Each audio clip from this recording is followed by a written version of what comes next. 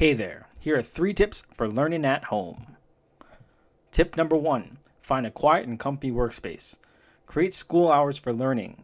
That will help you really focus on your work with few distractions nearby. If you have headphones, make sure they're nearby so that you can plug them in just in case you need to block out the sound nearby you.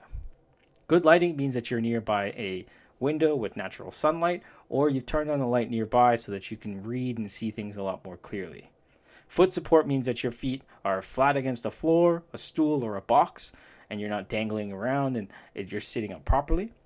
Computer screen should be at eye level and making sure that you are about an arm's reach away from the computer. Tip number 2, set up your tech and your learning workspace, making sure that you have the device, it's fully charged, and have your charger with you. You want to make sure that your materials are also nearby, everything from your agenda notebook to even like your water and your snacks. Fire up all those Chrome tabs. Make sure that you right click on the tab and you click pin so that even if you close your computer or Chrome, those will fire up right away for you so that you don't have to scramble looking for passwords and different things like that. Tip number 3, create a daily routine. Make sure that you try to start and end at the same time. Keeping all your materials in one place means that you can put it in your backpack or a container or a bin. Mr. Hong puts it inside the middle here. I've got all of my picture books and my poems and different things like that, and I keep it into a bin.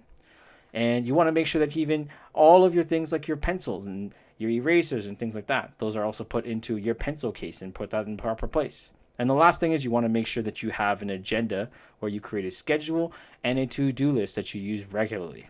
I hope these tips help. Good luck.